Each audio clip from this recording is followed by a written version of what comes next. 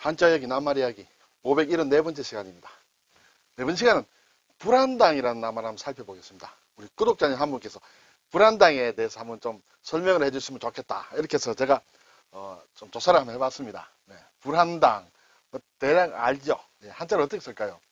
네, 불한당, 아닐불, 아니다.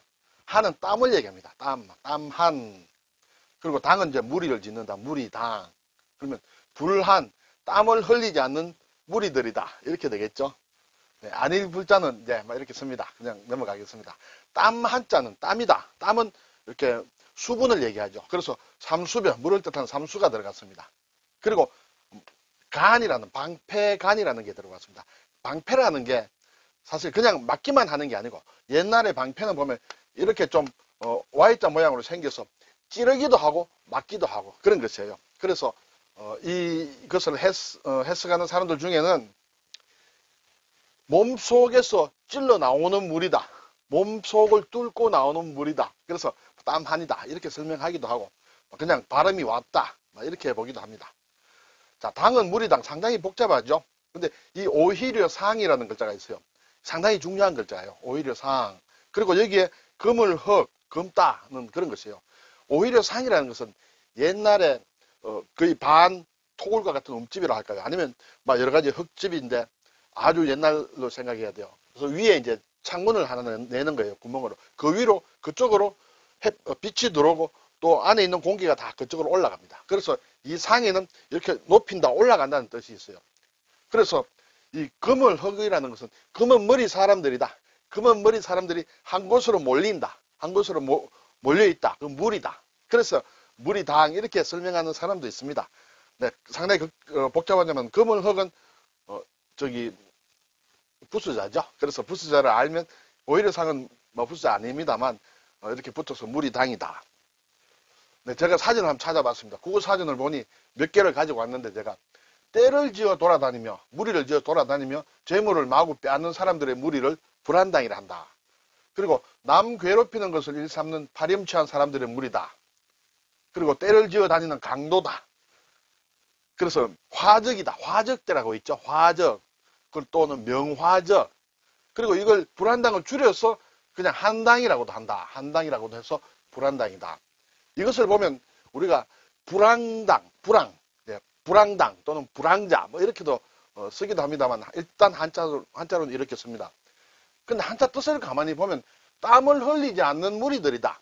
편안하게 땀을 별로 안 흘리고 남들이 애써 지어놓은 농사라든지 애써 만들어놓은 재물을 막 별로 쉽게 이렇게 빼앗아가는 그런 사람들이라 이렇게 볼 수 있겠죠.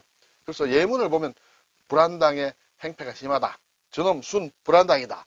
이런 얘기들도 합니다.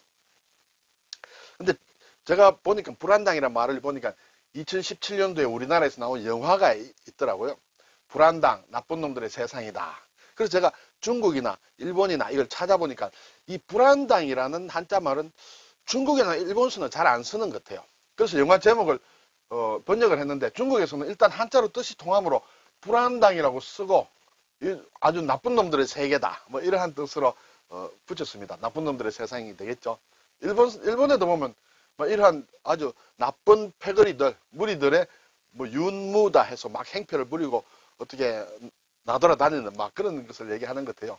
영어로는 메슬레스 해서 번역이 됐습니다. 어쨌든 우리나라 사람들은 불한당이란 말은 잘 알고 있다. 이렇게 볼 수 있겠죠. 자, 이 한은 아까 땀한이라고 했는데 여기에 방패간자가 들어가서 한이라는 발음을 가지는 한자가 지금 두 개를 제가 써봤습니다. 오늘 나온 불한당의 땀한이다. 이때는 한정막, 그렇죠? 또는 한정탕. 이 땀이 나오는, 그리고 이게 정은 전기란 얘기예요.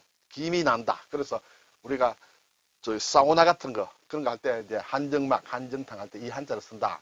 그리고 체질적으로 땀이 많이 나는 증세, 다한증이라 한다.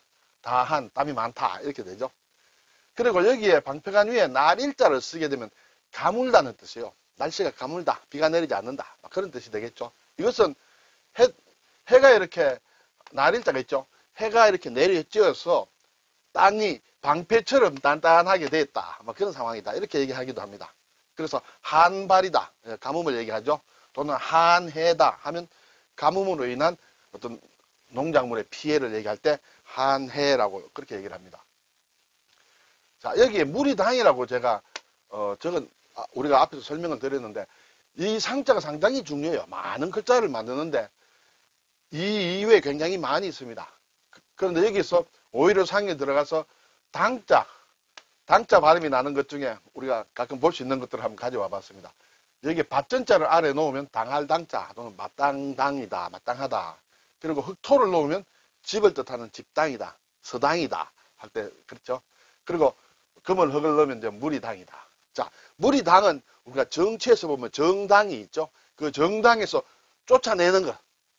정당에는 가입하기도 하고 또는 자기가 나오기도 하는데 정당에서 쫓아내는 것, 뭔가 잘못해서 쫓아내는 걸 출당이라고 합니다. 그때는 날출자가 아니고 날출자 앞에 금을력이 붙은 출당이 된다. 이렇게 되겠습니다. 그리고 나무목을 적어 놓으면 팥배나무당 이렇게 하는데 우리가 해당화라고 할 때, 해당화라고 할 때는 이 당자를 쓴다. 이렇게 볼 수 있습니다. 그리고 이 한자가 한나라 한자를 쓰는 불한당이라는 게 말이 있기는 있습니다.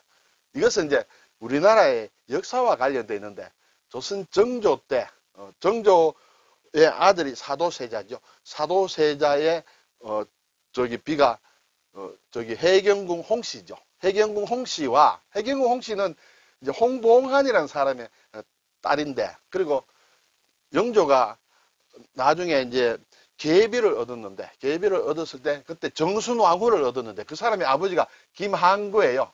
김항구는 남쪽 지역에 살았고 홍봉한은 북쪽에 살았다. 그런데 홍봉한에도 한이 들어있어요.